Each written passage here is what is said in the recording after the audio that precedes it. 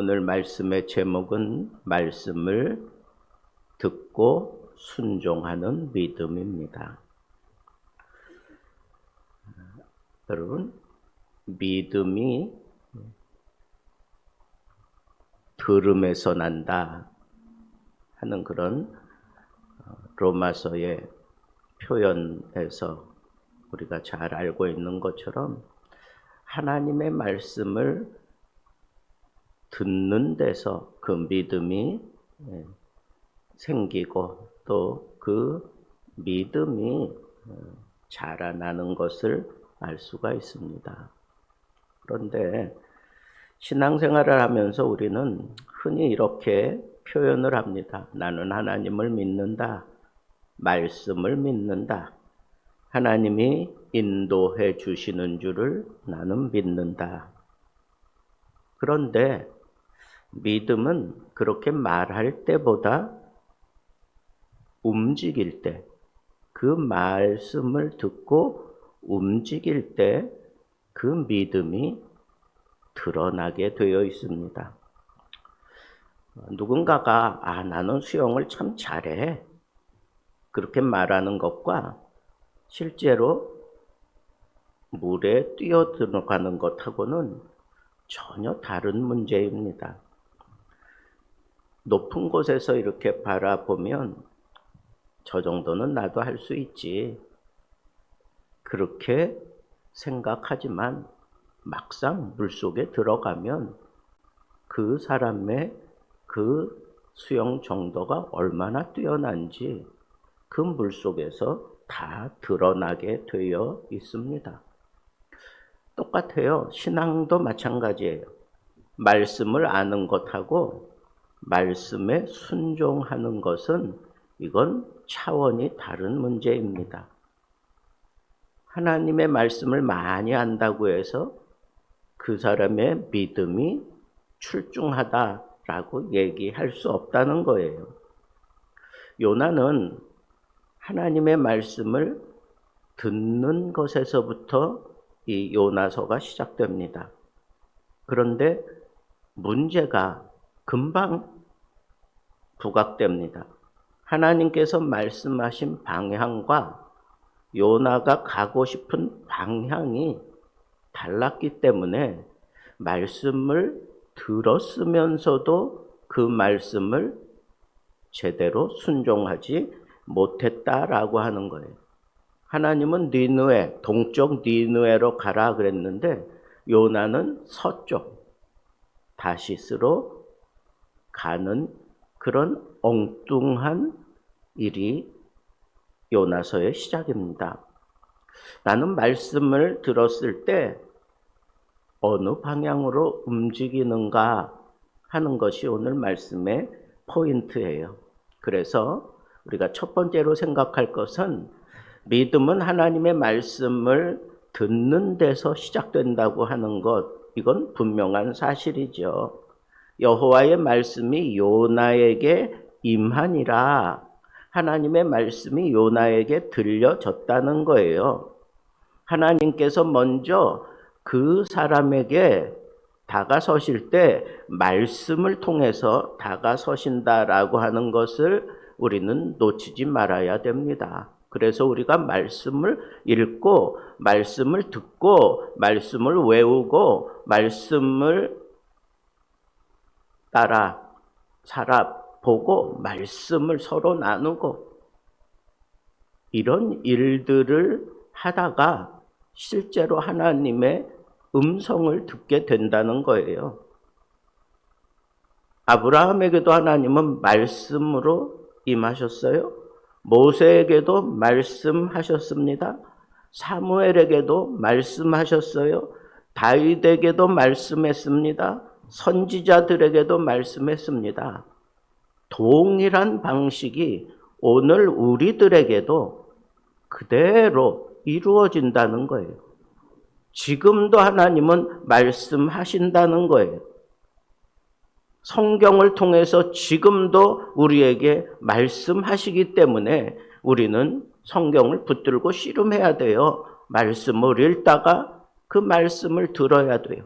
말씀을 연구하다가 하나님의 음성을 들을 수 있습니다. 말씀을 연구하다가 하나님의 음성을 깨닫게 되고, 말씀을 순종하다가 내가 하나님의 분명한 그 뜻을 더욱 깨달아 알아갈 수 있는 거예요. 그러니까 우리 신앙생활의 첫 걸음을 말씀에다가 두고 살아가는 사람이 얼마나 건강한 그런 삶이고 얼마나 건강한 출발점에 섰는지를 우리는 깨달을 수가 있어요. 그렇다면 오늘 나는 하나님의 말씀을 듣고 있는가? 내가 말씀을 많이 알기 때문에 말씀을 소홀히 하기 쉽다는 거예요. 오늘 지금 내가 하나님의 말씀을 듣고 있는가? 여기서부터 우리의 고단한 믿음의 싸움이 시작되는 것입니다. 그런데 말씀이라고 하는 것이 듣는다고 해서 우리의 이 신앙생활을 충족시켜 주느냐? 아니에요. 어쩌면 말씀을 듣기만 하면 성경 지식은 많아져서 설교도 많이 듣고 성경 공부도 하고 좋은 말씀을 줄줄 외우고 있다고 해서 그 사람이 건강한 믿음 생활을 한다는 보장이 없어요. 말씀을 많이 아는 것과 말씀대로 사는 것은 차원이 다른 문제다라고 하는 거예요. 요나는 하나님의 말씀을 몰랐던 사람이 아닙니다. 오히려 하나님의 말씀을 너무 잘 알았고 하나님께서 무엇을 원하시는지도 분명히 알았습니다. 그런데 알면서도 그 말씀대로 움직이지 않았습니다.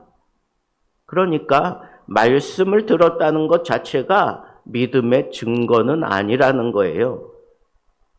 들려진 그 말씀대로 내가 살아내지 못한다면 나는 믿음이 없는 사람이에요.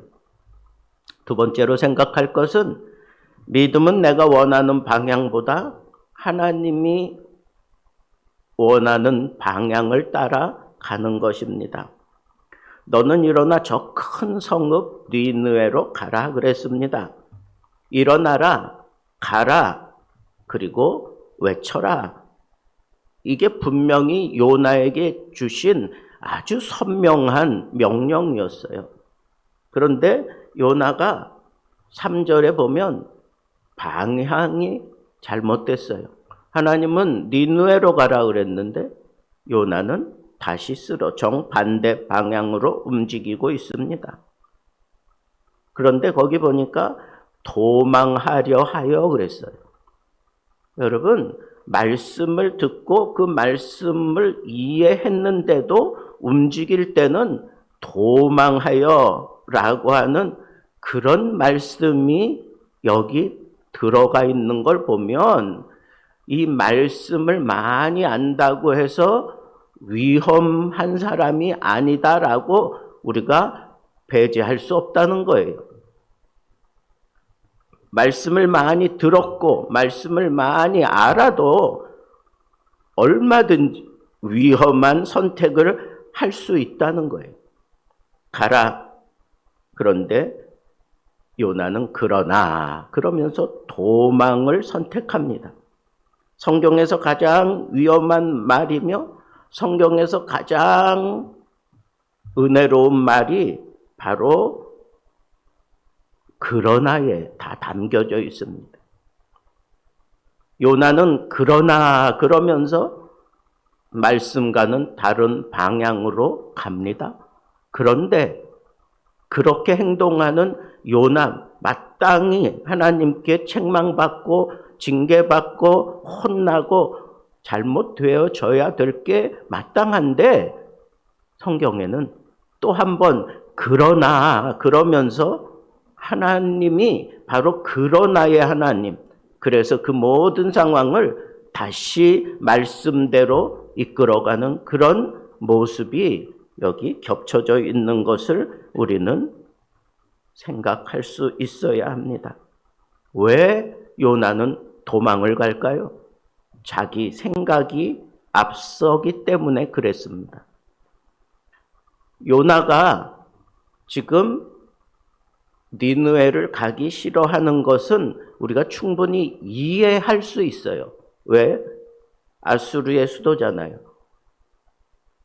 이스라엘을 멸망시킬 아수르의 수도, 아주 두려운 적이었습니다.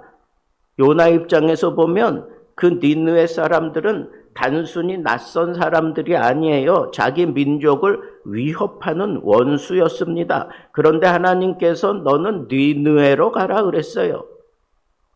내가 요나였다면 나도 가기 싫었을 거예요. 그래서 자기 감정, 자기 생각, 자기 이해를 앞세우면서 그러면서 하나님의 명령과는 정반대 방향으로 그렇게 틀어버리고 말았던 겁니다. 여기에서 요나의 믿음의 수준을 우리는 보게 되는 거예요. 하나님의 말씀과 내 이해가 맞아 떨어지면 움직이려고 하지만 내 이해와 하나님의 말씀의 생각이 맞아 떨어지지 않을 때에는 내 감정을 따라 움직이고 내 이해를 따라 움직이고 잘못된 길을 가면서도 당당하게 그러나 도망. 이게 문제라는 거야, 이게. 하나님께서 내가 원하지 않는 것을 말씀하실 때 과연 나는 어떻게 반응하는가? 이게 두 번째 질문입니다. 세 번째는 가장 위험한 불순종은 하나님을 떠나는 것이 아니라 하나님을 믿으면서도 내 뜻대로 하는 거예요. 요나는 하나님을 믿지 않는 사람이 아니었습니다. 선지자였어요. 하나님의 음성을 너무 잘 알았고 들었습니다. 하나님을 알고 있었고 그런데 하나님께 순종하지 않았어요. 이게 위험하다는 거예요. 요나의 이야기는 불신자의 이야기가 아니에요. 믿는 사람들의 불순종에 관한 이야기입니다. 이 점에서 요나서는 우리에게 굉장히 날카롭게 다가오고 있습니다.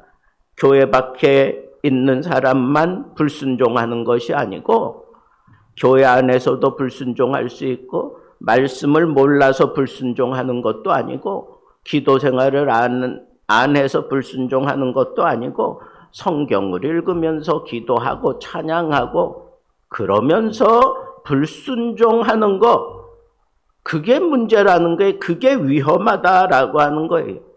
심지어는 설교하는 사람도 하나님의 말씀을 알면서 불순종할 수 있어요.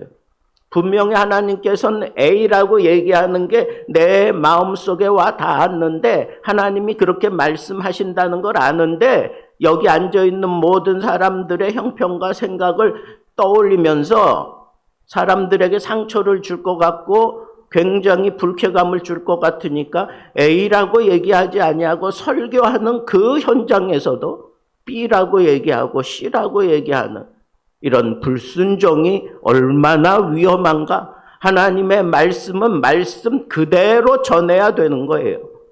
거기에 내 사견 달 필요가 없는 거예요. 하나님을 믿습니까? 라는 질문이 아니에요. 그보다 더 깊은 질문을 하는 거예요. 하나님께서 말씀하시는 대로 무조건 순종하십니까? 이걸 묻는 겁니다. 네 번째로 생각할 것은 요나는 하나님의 말씀보다 자신의 감정을 선택했기 때문에 불순종했다는 거예요. 여러분, 요나가 니느웨에 가지 않는 이유는 단순히 적국이기 때문에 힘들기 때문이 아니라 요나서 마지막 장에 가면 주께서는 은혜로우시며 자비로우시며 노하기를 더디하시며 인애가 크시사라고 하는 그런 표현을 하는 거예요. 이거 뭐냐면 하나님의 성품을 너무 잘 알고 있었던 거예요. 하나님께서 니느웨를 용서하실 것을 이 요나가 알았다는 거예요. 그래서 싫었다는 거예요. 지금 이 백성들, 내 백성들은 이렇게 심각하게 아무리 하나님의 말씀을 외쳐도 우상 숭배에서 벗어나지 못하고 저렇게 혹독한 길로 달려가고 있는데 왜 내 백성은 놔두고 저 이방 적국 나라에 가서 말씀을 쳐서 외치라고 하는가? 하나님이 이렇게 강력하게 얘기하는 것은 하나님의 성품을 생각할 때 이 니느웨를 구원하기 위함이구나라고 하는 것을 알았어요. 알면서도 불순종했던 것은 요나의 그 감정 때문이었어요. 싫었다는 거예요. 싫었다는 거예요. 하나님이 그렇게 하시는 게 싫었다는 거예요. 하나님을 알면서도 하나님의 그 뜻에 동의하지 않는 것, 그것이 불순종의 뿌리입니다. 하나님, 제가 하나님을 믿습니다. 그러나 실제로는 이렇게 얘기합니다. 하지만 이 문제만큼은 제가 결정한 대로 하겠습니다. 이 사람만큼은 용서하지 않겠습니다. 이 일만큼은 하나님께서 제 뜻대로 해주셔야 합니다. 이것은 제가 원하는 방식으로 이루어져야 하는 게 마땅합니다. 라고 얘기하면서 하나님의 음성이 들려진 대로 순종하지 않고 결국은 불순종하는 거예요. 하나님의 처사가 싫다는 거예요.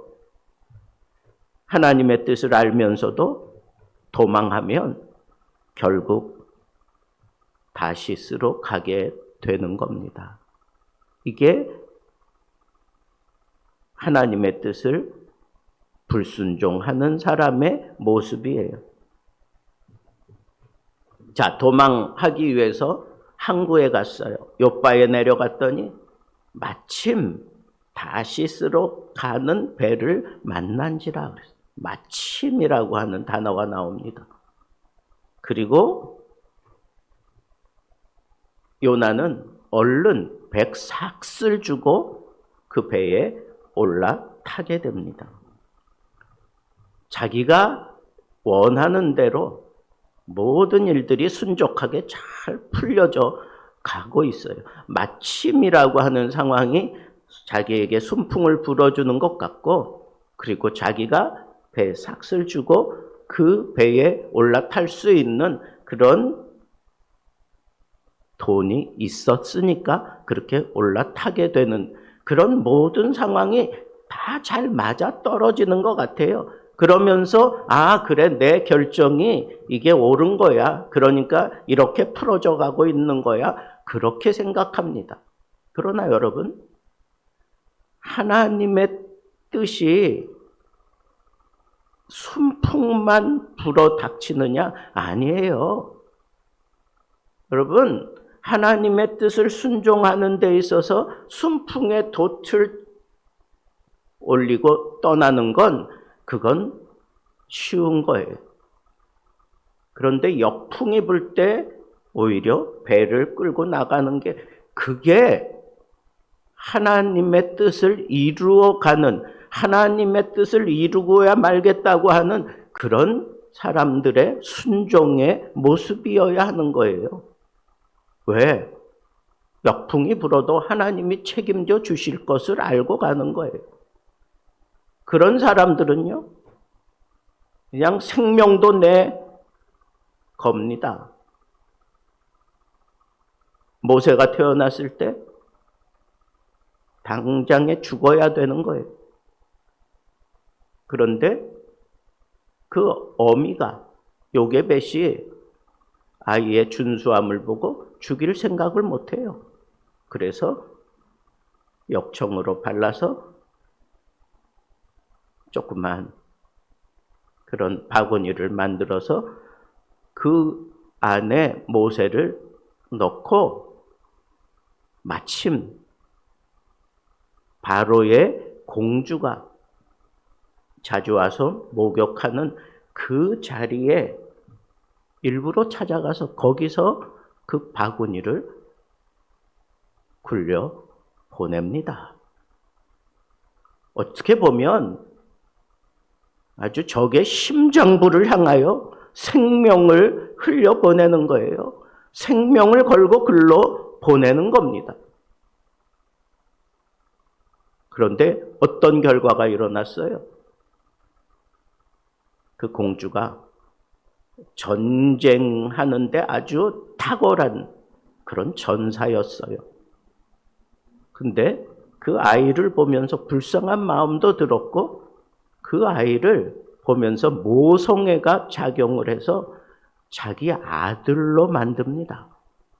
그래서 당장 이 아이를 키우려면 젖이 필요한데, 그때를 틈타서 모세의 누인 미리암이 쫓아가서 내가 이 아이에게 젖 먹일 유모를 소개하겠다. 그러면서 그 모세의 어머니와 만나게 해요. 여러분 생각해 보세요. 아이가 태어났을 때 엄마가 자식에게 그 젖을 물리면서 돈 받아가면서 물립니까? 아니에요. 그런데 공주로부터 이 아이에게 젖을 먹이며 돈을 받습니다. 그런데 지금 요나는 순풍을 만난 것 같은 그런 상황에서 배를 타면서 삭슬 지불하고 타는 거예요. 여러분, 이 비교를 여러분들이 스스로 할 수 있습니까?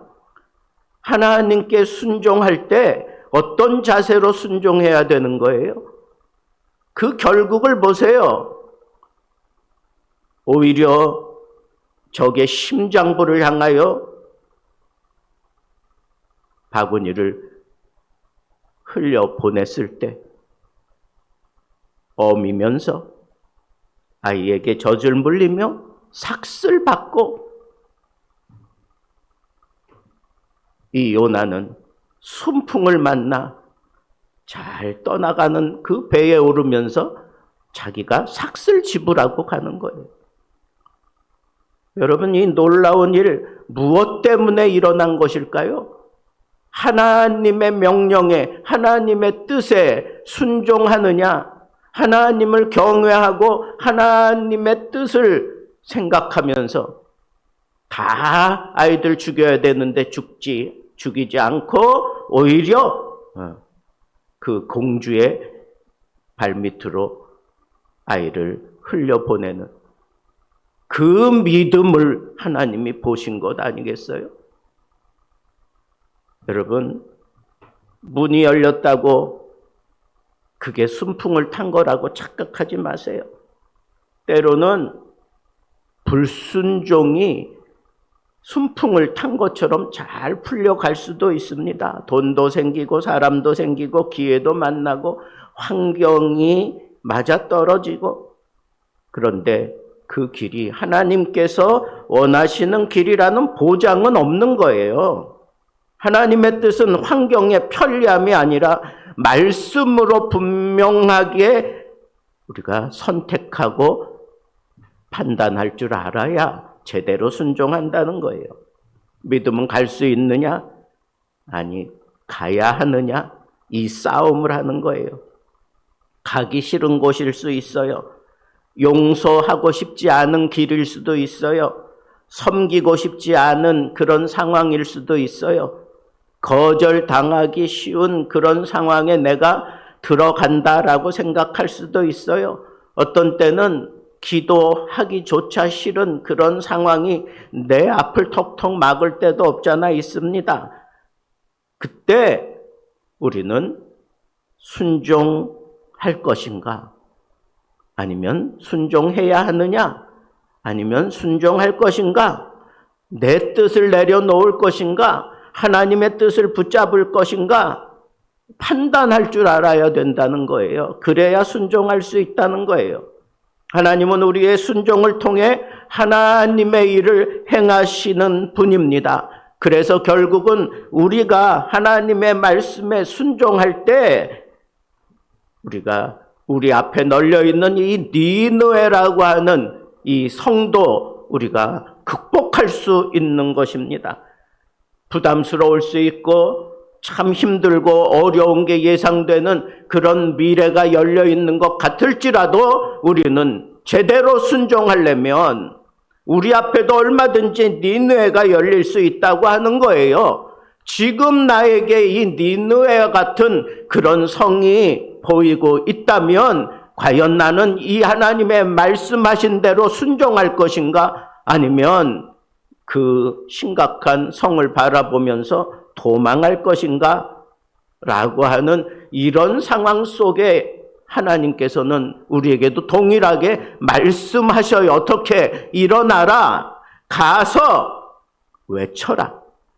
이게 오늘 우리의 이 순종을 단련하는 하나님의 방법입니다. 바라기는 우리도 오늘 니느웨를 앞에 두고 하나님의 음성을 듣습니다. 일어나라, 가라, 외쳐라. 이게 하나님의 뜻인 줄 분명히 안다면 여러 가지 많은 과정들을 통해서 내가 단련되어지는 것, 그것보다 더 중요한 건 무조건 순종할 때, 하나님의 말씀에 순종할 때 우리가 하나님의 도움을 입고 마침내 승리할 뿐만 아니라 내가 제대로 이 믿음이 살아 역사하고 하나님을 영화롭게 한다고 하는 이 사실을 꼭 붙잡고 오늘도 우리에게 주어진 이 오늘이라는 시간에 말씀을 듣고 순종할 수 있는, 순종하는 믿음을 보여주는 하나님의 사람들 되기를 우리 주님의 이름으로 축복합니다.